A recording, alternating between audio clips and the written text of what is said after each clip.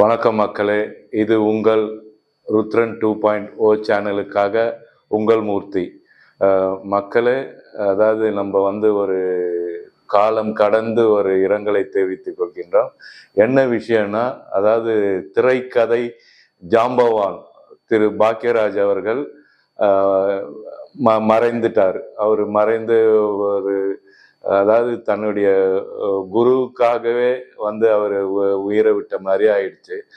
என்ன விஷயம்னா, தன்னுடைய குரு பாரதி ராஜா மறைந்து ஒரு 17 நாட்கள் கழித்து இவரை மறைஞ்சிட்டாரு. அவர் சமீபத்துல தான் தனது 50 வருட திரை வாழ்க்கை பயணத்துக்காக ஒரு விழாவே எடுத்தாங்க. அந்த விழாவிலையும் அவர் நல்ல மகிழ்ச்சியாவே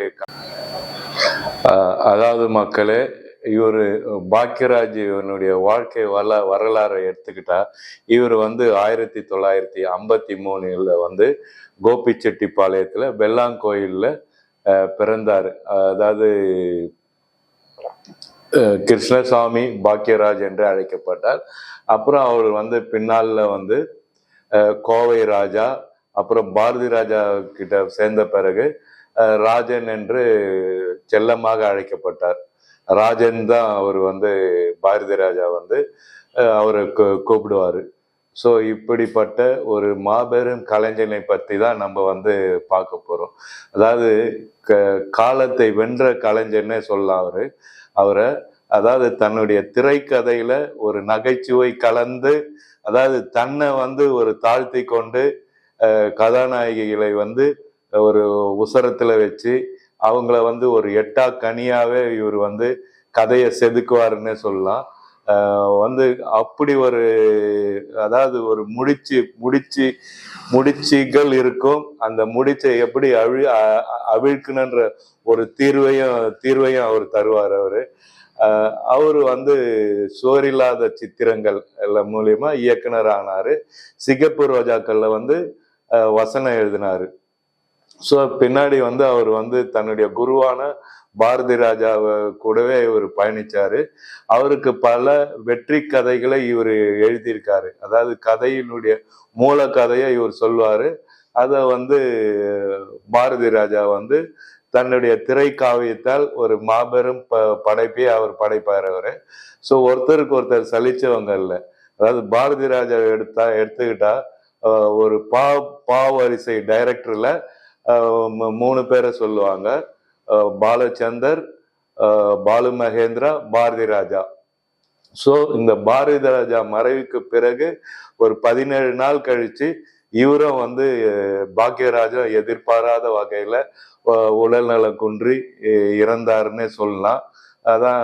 ஆனா அவர் இன்னும் பல சாதனைகள் புரிஞ்சிட்டு போயிருக்கலாம். மனுஷன் எதுக்கு இவ்வளவு அவசரமா போனாருன்னு தெரியல. தன்னுடைய குருவான பாரதி ராஜாவை தேடி போய் அவளுக்கு ஆறுதல் சொல்லும் விதமாக அவர் இவ்வளவு சீக்கிரத்துல மறைஞ்சிட்டாரு. அதாவது 1953 பிறந்தவர் 2026 மறைஞ்சிட்டாருன்னு சொல்லலாம்.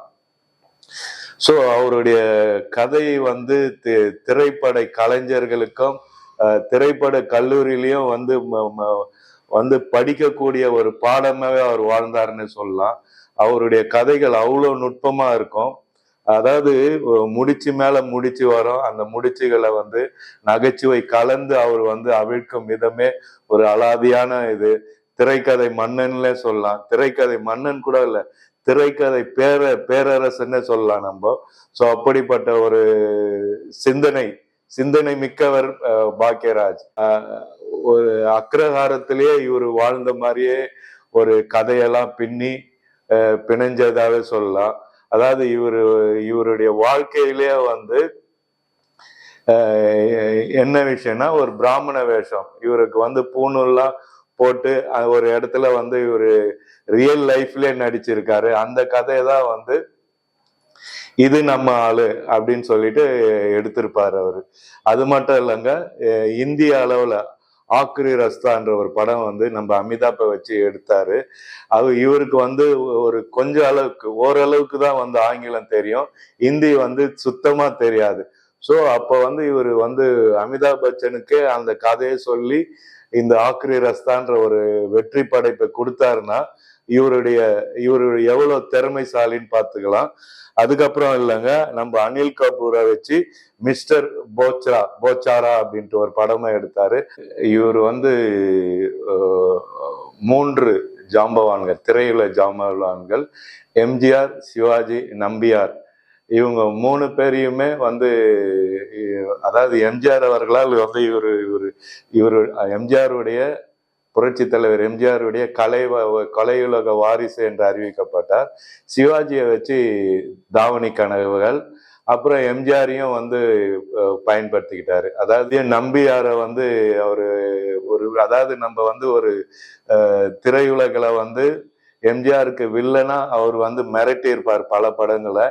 அவரை வந்து ஒரு நகைச்சுவை கலந்த வேடத்துல கொடுத்து அவரையும் ஒரு பண்பட்ட நடிகராக நம்ம கண்முன்ன தோற்றுவித்ததுல பெரும் பங்கு நம்ம திரையுலக ஜாம்பவான் பாக்கியராஜ் அவர்களே சேரும். மரியாதையுடன் தான் அரசு மரியாதையுடன் அவருடைய இறுதி அஞ்சலியை செலுத்தினாங்கன்னு சொல்லலாம்.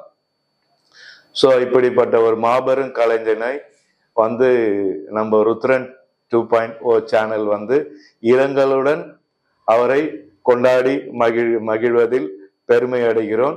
மீண்டும் ஒரு நிகழ்வுகளுடன் உங்களை சந்திக்கும் வரை உங்களிடமிருந்து விடைபெறுவது அன்புடன் உங்கள் மூர்த்தி.